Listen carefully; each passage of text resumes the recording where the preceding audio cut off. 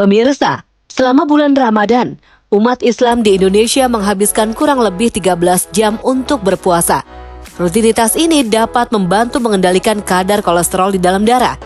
Menurut sebuah penelitian yang dimuat dalam Annals of Nutrition and Metabolism menyatakan bahwa puasa di bulan Ramadan berpotensi meningkatkan kadar kolesterol baik atau HDL dan menurunkan kadar kolesterol jahat atau LDL.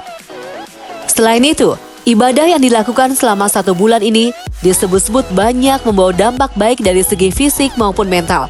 Keharusan menahan lapar dan haus selama beberapa jam tersebut ternyata juga berdampak baik bagi tekanan darah. Lalu mengapa masih ada yang mengalami kenaikan kolesterol serta tensi darah meningkat saat puasa? Apa penyebabnya? Seperti apa tips agar kolesterol dan tensi darah tidak meningkat? Hidup Sehat akan menjelaskannya untuk pemirsa di rumah. Halo, selamat pagi pemirsa Hidup Sehat. Kembali lagi di Hidup Sehat pagi hari ini, tentunya dengan semangat yang sehat tentunya. Selama 30 menit ke depan, kami akan menemani Anda pemirsa dengan beragam informasi kesehatan yang tentunya bermanfaat untuk keseharian Anda. Bersama dengan rekan saya tentunya pagi hari ini. Halo, saya Dianwari yang akan menemani Celia pada 30 menit ke depan. Celia, apa kabar nih hari ini? Masih puasa nggak? Wah, tentu saja puasa dan semangat tentunya pagi hari ini. Kalau dia gimana? Masih semangat puasanya? Masih dong, tapi jangan salah, kalau puasa tetap harus hati-hati juga, Sel. Seperti tadi tayangan yang sudah ada bahwa kalau puasa ini ternyata bisa juga memicu tekanan darah tinggi dan naiknya kolesterol. Jadi kalau misalnya kita sembarangan, puasa nih malah bukannya memberikan manfaat yang baik, justru malah bikin kita tambah sakit atau tidak fit. Oke, langsung kita bahas kayaknya hari ini ya. Benar. Menarik ya. Sesuai dengan tema kita pada hari ini, sudah ada di tengah-tengah kita ada dokter spesialis jantung dan pembuluh darah, Dr. Medisita. Selamat pagi, dokter. Pagi. Selamat pagi, dokter. Wah, dok, menarik sekali ya pembahasan kita hari ini adalah biasanya kan kalau berpuasa itu banyak sekali manfaat seperti menurunkan kolesterol dan juga tekanan darah tinggi. Namun kita berangkat ke fakta mitos yang pertama nih, dok. Oke. Kolesterol ini akan meningkat kalau kita saat berbuka puasa ini berlebihan seperti makan kolak, kemudian juga makan goreng-gorengan, betul. kemudian makan kue-kue yang cita rasanya manis.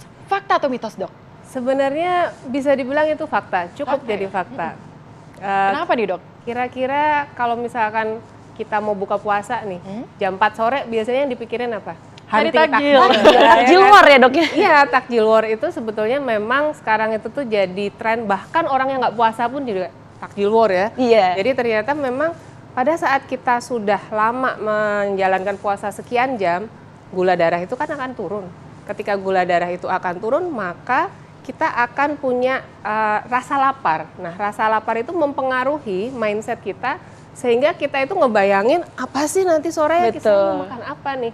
Akhirnya kita jadi lapar mata. Ketika lapar mata, kita beli nih semua. Pada akhirnya pada saat kita berbuka puasa, kita tidak terkontrol dalam jumlah yang kita makan. Oke. Tapi sebetulnya boleh nggak seperti itu? Untuk jenis-jenis makanannya boleh kita makan, tapi jumlahnya biasanya akan berlebihan gitu. Karena kita merasa kayak, udah sekian jam nih nggak Balas makan dendam gitu ya, Dok, ya? Terus kita harus makan sebanyak-banyaknya boleh nih. Ternyata nggak bisa kayak gitu. Karena yang sebetulnya itu berlebihan dari yang kita sebenarnya butuhin gitu. Oh, sebenarnya berarti boleh ya, dok? Kita Boleh. makan makanan yang tadi. Sebetulnya tapi boleh, tapi batasnya tuh jumlahnya. sebanyak apa nih, dok? Ya, kalau misalkan kita udah lapar matanya banget ya, ada kolaknya, es buahnya juga mungkin ada, kemudian gorengannya 5 macam ya, masing-masing belinya 3, 15. Kalau nggak kacang lagi, dok ya? Iya, pakai sambal kacang, pakai kuah kacang. Belum juga makan utamanya.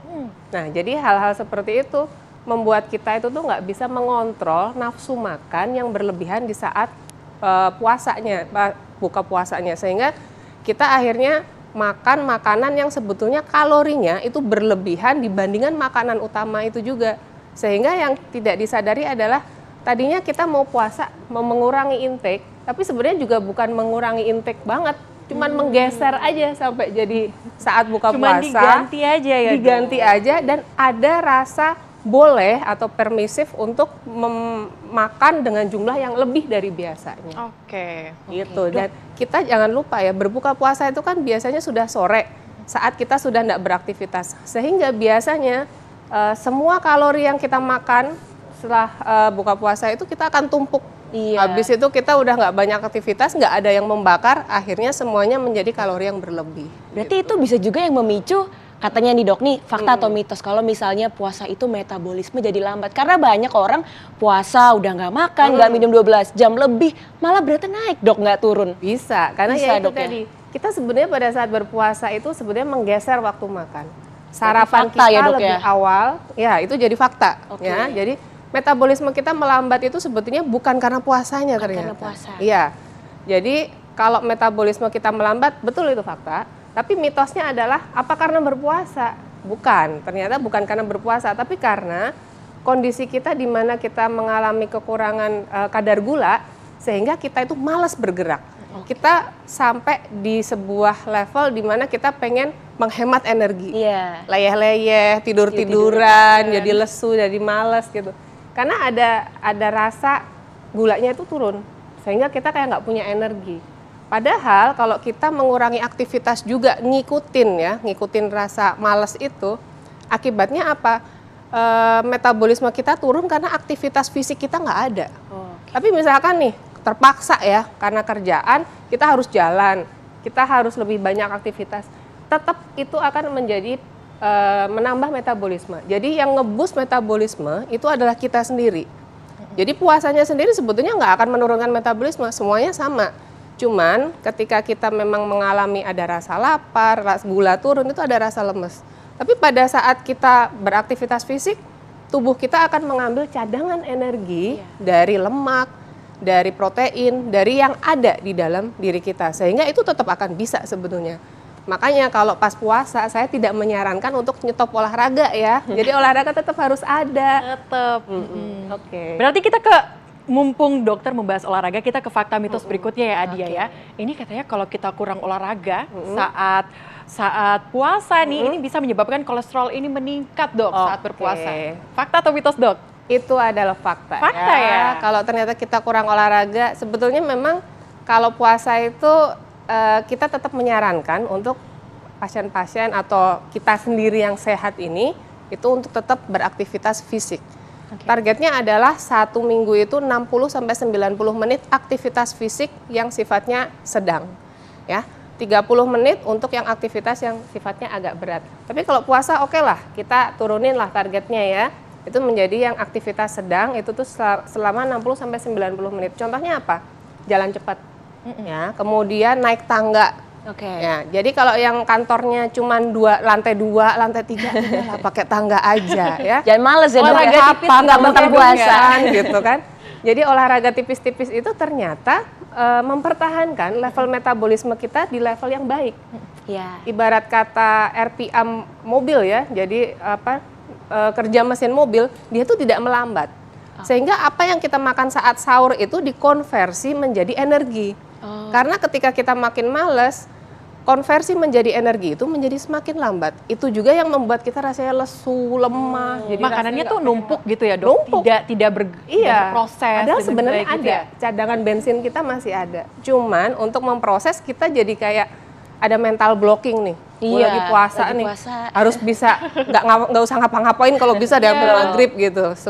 Ketakutan di awal gitu ya dok? Ketakutan Betul. lemas. Padahal sebenarnya kalau digerakin tetap nggak apa-apa. Nggak apa-apa. Gitu. Dok, saya mau tanya nih dok, biasanya kan kalau kita beli takjil banyak itu sisa nih dok ya? Ya. Jadi kadang-kadang kita simpen dulu, terus kita angetin lagi, kadang buat sahur atau bahkan Oke. buat buka besoknya lagi dok. Iya, saking Sebenarnya- lapar matanya jadi kebanyakan ya belinya. Iya, sebenarnya itu bahaya atau nggak sih dok? Tapi jangan dijawab dulu, karena Hidup Sehat akan kembali setelah yang satu ini. Oke. Pemirsa, kembali lagi di Hidup Sehat dan tadi kita lagi ngobrol-ngobrol seputar makanan yang suka diangetin. Takjil kemarin dipakai untuk sahur besoknya ataupun bahkan buat buka lagi. Sebenarnya fakta atau mitos sih dok? Kalau misalnya tadi makanan-makanan dihangatin, apalagi yang santan, lalu juga rendang ya dok ya, itu dihangatin berulang kali, itu katanya memicu kolesterol bisa naik nih dok. Fakta atau mitos? Itu bisa dibilang fakta ya. Fakta. Kalau kasusnya pada rendang sama makanan bersantan ya.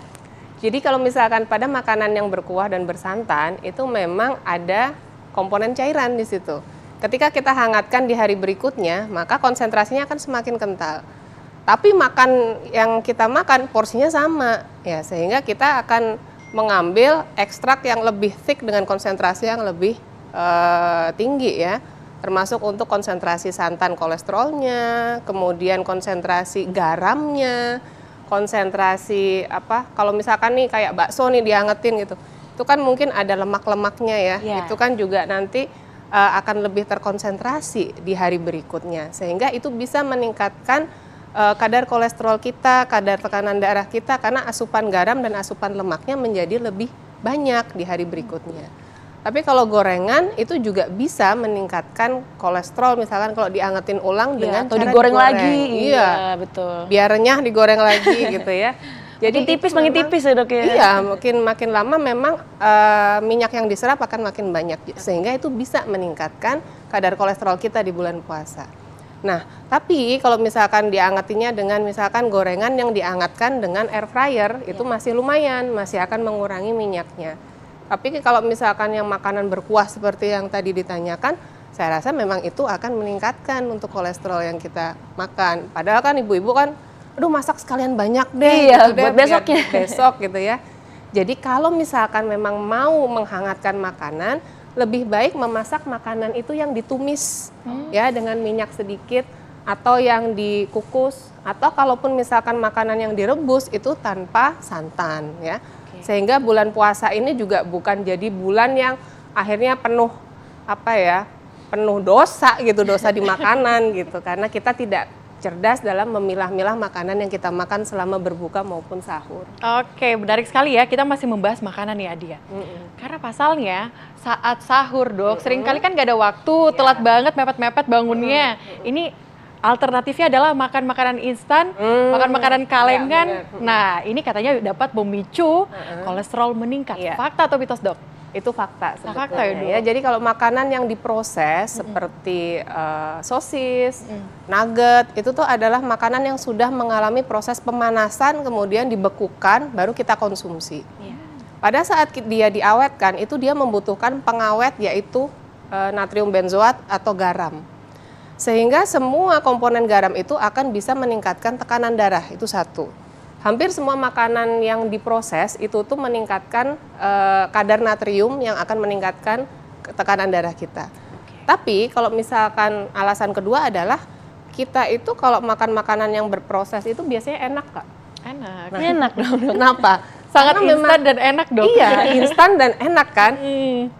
Orang akan membeli kalau makanan itu enak. Nah, produsen akan mencari segala cara untuk membuat makanan itu menjadi menarik dan enak. Biasanya dengan penambahan lemak. Seperti untuk membuat sosis, membuat nugget, membuat MSG ya, Dok, bakso. ya? Itu tuh biasanya ada MSG ya, ada natrium monosodium glutamat misalkan. Sodium itu kata lain dari garam. Ya, jadi semua yang kalau di labelnya ada sodium, monosodium, natrium itu semuanya adalah garam. Yang kedua adalah dia akan menambahkan lemak sehingga ada rasa gurih di situ. Ya, jadi kita biasanya kalau makan makanan yang berproses atau yang sudah diproses ya, makanan jadi atau semi instan gitu, kita biasanya akan mendapatkan kalori yang sangat tinggi. Belum lagi kalau kayak yang fried chicken yang dibungkus tepung ya, kemudian kita goreng lagi, cemplungin ke minyak lagi, nugget-nugget, dan kita makannya nggak cuma satu, ya kan? Nggak mungkin satu, Dok. Iya, makanya, apalagi anak kos ya, minimal banyak kan ya.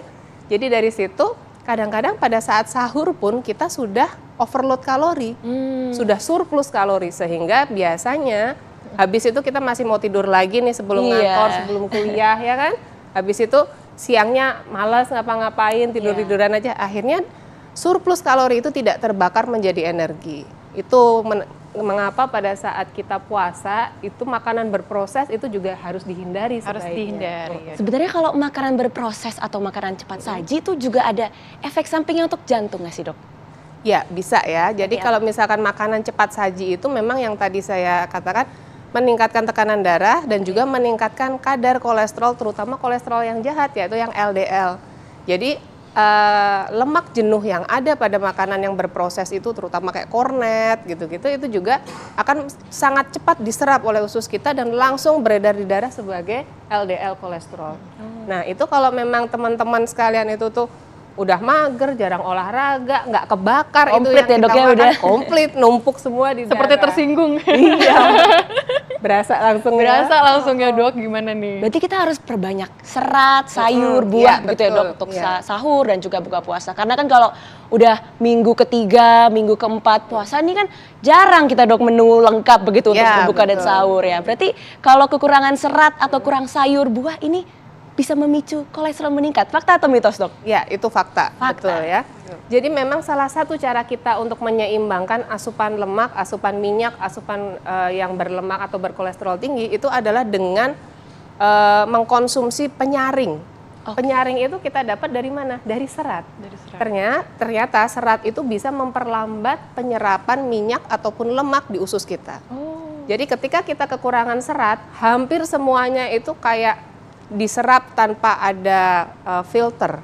Nah, ketika tidak ada filter, otomatis semuanya keserap kan, semuanya beredar dalam darah sehingga bisa jadi pada saat akhir bulan puasa kalau kita dicek kolesterolnya, loh kok LDL saya tinggi banget, total kolesterol saya tinggi, trigliserid saya tinggi, apa yang terjadi? Kayaknya makannya biasa aja, ternyata memang bisa aja kurang serat. Nah, serat kita bisa dapat baik serat alami maupun serat sintetis. Serat alami itu misalkan dari sayur dan buah-buahan yang tinggi serat ya, seperti buah naga, pepaya. Kemudian kalau sayur-sayuran tuh sayur-sayuran hijau itu. Serat sintetis pun sekarang juga sudah banyak ada. Agar-agar itu juga salah satu pilihan kalau kita pengen konsumsi serat tapi nggak sempat makan buah. Nah, itu biasanya kita sarankan juga pada pasien-pasien dengan penderita kolesterol tinggi yang sifatnya genetik, sekeluarga nih, badannya kurus nih, ramping gitu ya. Tapi kolesterolnya tinggi. Nah, itu biasanya karena asupan seratnya harus ditingkatin untuk bisa mencegah penyerapan yang berlebih itu tadi. Oke, menarik sekali ya dok. Tadi kita membahas makanan-makanan. Nah, sekarang kita akan membahas mengenai pola tidur. Karena kalau misalnya berpuasa, pasti pola tidurnya terganggu ya dok. Ya, pasti akan nah, ini berubah. sebenarnya fakta atau mitos kalau pola tidur yang terganggu atau kurangnya tidur ini dapat meningkatkan kolesterol. Tapi jangan dijawab dulu. Usai jeda berikut, Hidup Sehat akan kembali untuk Anda pemirsa. Halo pemirsa Hidup Sehat, kembali lagi di Hidup Sehat. Hari ini kita membahas kembali mengenai kolesterol yang meningkat, tekanan darah yang meningkat akibat berbagai hal yang salah saat puasa. Ya, menarik sekali ya dok kita membahas hari ini karena banyak hal nih ya, seperti makanan, salah makan, kurangnya olahraga, dan juga mindsetnya ya dok. Akhirnya puasa yang mendapatkan benefit nggak jadi nggak bisa benefitnya. dapat manfaatnya ya. Tapi kita balik ke fakta mitos yang tadi ya dok. Kalau misalnya kurang tidur dapat meningkatkan kolesterol di dalam tubuh. Fakta atau mitos dok? Mitos ya saya rasa Mitos ya dok. Kenapa ya dok? Jadi sebetulnya yang salah itu bukan kurang tidurnya. Tapi memang perubahan pola tidur itu mengakibatkan kita itu akan mengalami perubahan hormonal juga. Ya, jadi selama kita tidur itu sebetulnya banyak sekali hormon yang dikeluarkan. Satu misalkan hormon rasa rileks, kemudian hormon kenyang, hormon yang untuk menekan nafsu makan itu keluar saat kita tidur. Tapi pada saat kita harus bangun sahur, maka yang ada adalah kita itu akan mengalami tidur yang terputus. Nah, tidur yang terputus itu mengakibatkan hormon yang harusnya dikeluarkan dalam jumlah tertentu dia jadi kurang. Sehingga tadinya kita tuh jam 4 itu tuh nggak merasa lapar karena terbiasa harus sahur, di situ mulai ada rasa lapar. Kemudian yang harusnya kita itu masih dalam fase istirahat, nggak bekerja, nggak memetabolisme, dikasihlah makanan dalam jumlah banyak yang harus bekerja ya, sehingga usus kita harus bekerja juga. Nah, dari situ biasanya kita akan mengalami perubahan hormon untuk metabolisme, baik metabolisme gula, metabolisme lemak, dan juga nafsu makan itu tadi. Nah, sehingga biasanya kita akan punya perubahan persepsi bahwa biar saya nggak lemes, saya makan sahur harus banyak gitu. Kemudian buka lapar mata, makan saya boleh banyak karena saya udah puasa seharian. Oke, sangat menarik ya dok, karena kita terbatas sama waktu. Dari 30 menit kita membahas soal kolesterol dan juga tekanan darah tinggi. Ketika puasa ya dokter, terima kasih sekali 30 menit tidak terasa sudah selesai dan bermanfaat sekali obrolan hari ini ya pemirsa. Terima kasih juga sudah menonton Hidup Sehat dan saksikan terus hari Senin hingga hari Jumat pukul 9.30. Saya Dian Wari dan saya Celia Alexandra pamit undur diri. Indonesia Hidup Sehat.